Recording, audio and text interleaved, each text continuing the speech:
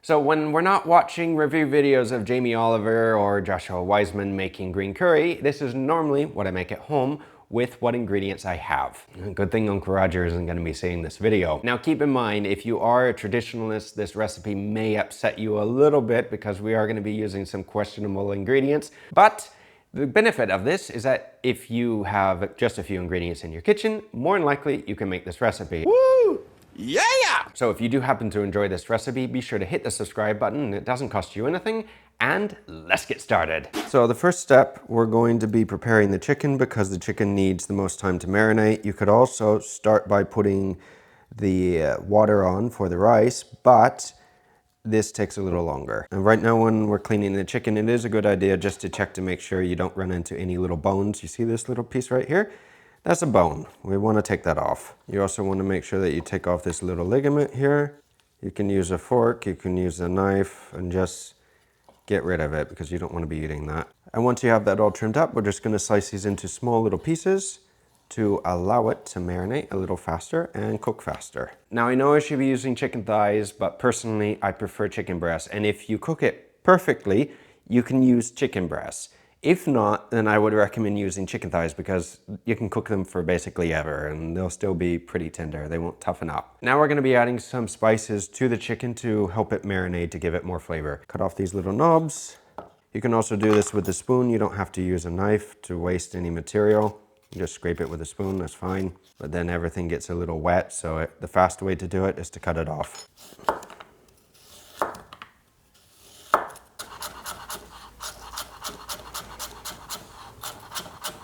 Now another way to do this with the ginger is to actually cut it so the grains are going this way. You cut across the grain, put it up like so, and just smash it. You may want to use film or something with this. And that way, this spreads a lot easier on the chicken. Next, we're gonna take a little bit of garlic, so we just need a few cloves. And then with the garlic, I like to cut the root off. And since this is my Japanese knife, I don't like to use it like so, but in any case, you want to smash it. And we're almost done. Now to finish this little marinade and season, I'm just gonna add salt to the chicken, and we're also gonna add a little bit of yogurt. Not a lot. Now, like Jamie did in his butter chicken video, we want to use our hands. There's no polite way to marinade. Get that into all the little slits and the cuts. Your best tools in the kitchen are actually your hands. They're the most important as well, so why not use them? But instead of what Jamie did with getting his hands all nice and dirty with his rings, I'm gonna be using a glove to make things a little easier so I don't have to wash my hands 100 times while touching all the cameras and everything. Although I still do, I still wash them, but you know, it just makes it faster. Give everything a good mix, and then we're going to film this and stick this in the fridge while we prep all the other ingredients. Ideally, you want to do this hours ahead. You could do this the day before. If you want to do a Jamie, you can also do it for 10 minutes and that'll be all right. But if you do it longer, the yogurt will help marinate the chicken more and help tenderize it a little better. Next, we're going to get our pot of water on.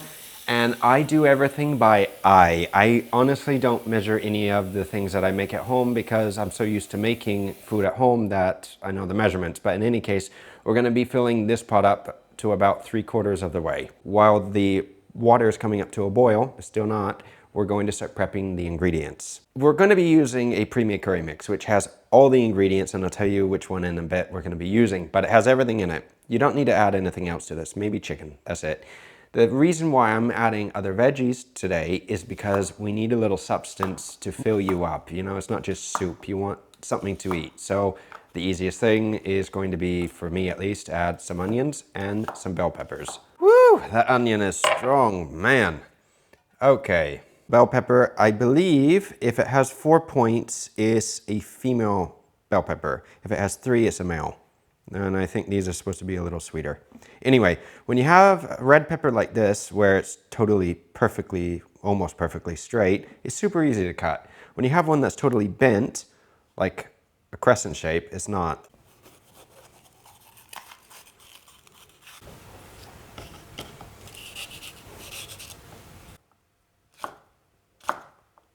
You can slice these any way you want. I'm just going to slice these a little on the bias, just to give them a little different shape. Now for one of the special ingredients, I'm gonna be adding some mushrooms. I know it's a no-no, but it does add a little bit of umami flavor, and if you're vegan, this is a perfect substitute instead of adding chicken to it. If they have a little bit of dirt on them, you can either brush them off with a little paper towel or rinse them super quickly under cold running water just to get rid of the dirt. Now a quick way on cutting these is to take off the root like we did, line these up as such, get a big enough knife, slice them in half, slice down the middle like that. And now we're just going to slice these into like 6s or 8s, depending on the size of the mushroom. I'm also not going to be washing or rinsing my rice. Why? Because with this type of rice that I'm using, I get the best results when I don't rinse it. If I do, it has another texture that I don't like. When the water comes up to a boil, we're going to drop in our ginger. If you have lemongrass, use some lemongrass. It'll give it more flavor. And we're also going to add in our rice and a little bit of salt. Now, for the amount of rice that we're going to be adding in, I'm going to eye it. Once you do it enough times, you don't need to really worry about it. We're adding in about a cup and cook it until it's perfect. A little al dente, because it'll keep cooking after we finish. Now, when the rice is ready, we're going to check it. As soon as you see that it's perfect, we're going to drain the rice. If your rice too wet, you fucked up. The reason why we drain the rice is because all of the excess water, which contains a lot of the starch, we don't need. And that way, when you're finished, you get nice fluffy rice. It's still not as starch-free as it would be if we rinsed it, but it's a quick way of doing it.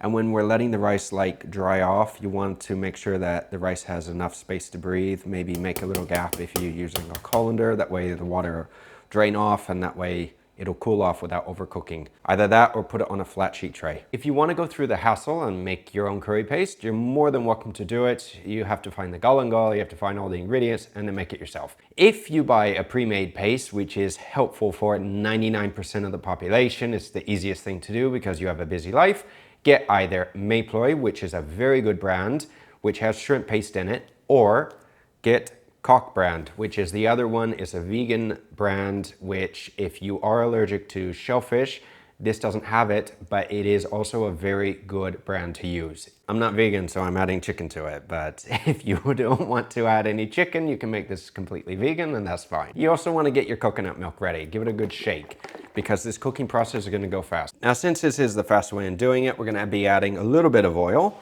to the pan. And if you're wondering on what type of oil that is, it's vegetable oil that comes from the olive tree. What?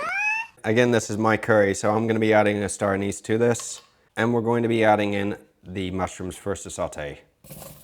You're going to add a little bit of salt to season them, just a little, because the other ingredients already contain salt.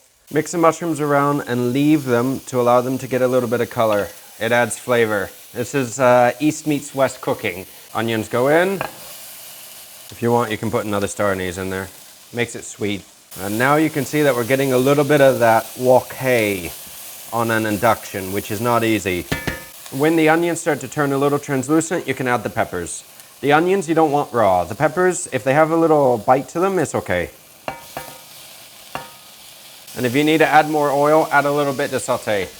The reason why we're sauteing is to, again, just speed up the cooking process, because if we were to add the coconut milk first and the curry paste, this would have to boil for a long time, and sauteing them makes everything go a lot faster. Now we're going to take out the veg.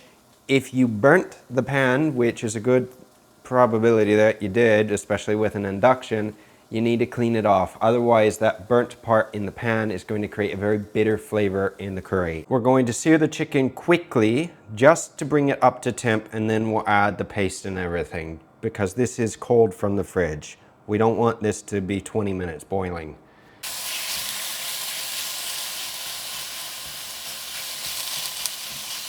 Now I'm going to add a little bit of the coconut milk, just so the chicken doesn't burn on the bottom with the yogurt.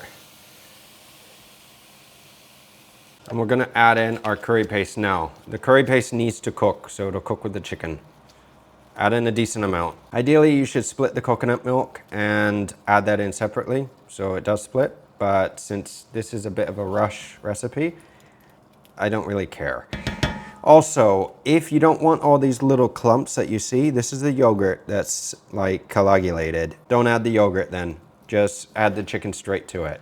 After about 2 minutes of cooking, the chicken is starting to look almost done. We'll add the rest of the coconut milk in. And when I mean add the rest of the coconut milk in, I honestly mean add the rest of the coconut milk in. Make sure that you get the rest of it. Yeah?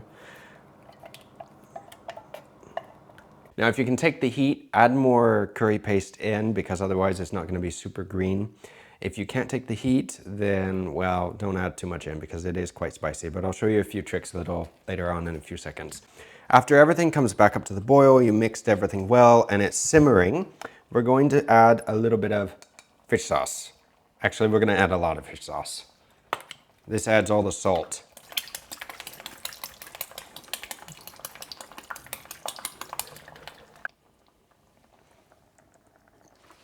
Ooh.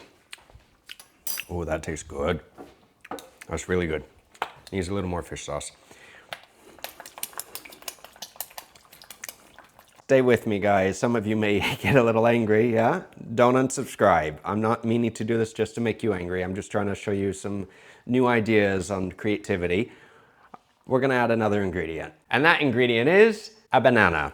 Now stay with me. Actually, it's a plátano from the Canary Islands. If you say that this is a banana to someone from the Canaries, they may get a little angry with you.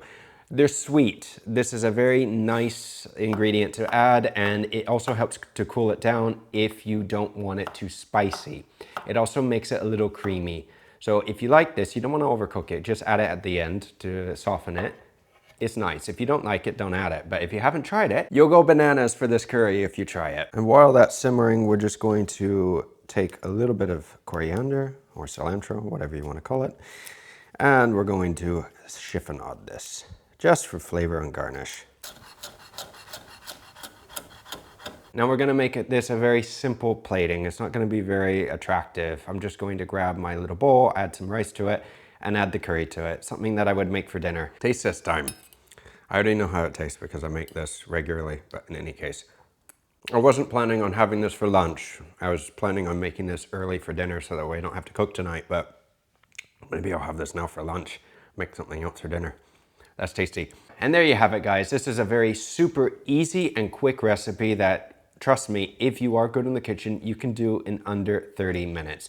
And if you haven't tried it with banana and with star anise and all these other ingredients, give it a try. It's not traditional, but it is very tasty. And one other ingredient, if it is still too hot when you eat this, you can either add yogurt to it, which it already has a little bit of yogurt in it, so it's not really gonna make a difference, or you can add a little bit of peanut butter to it.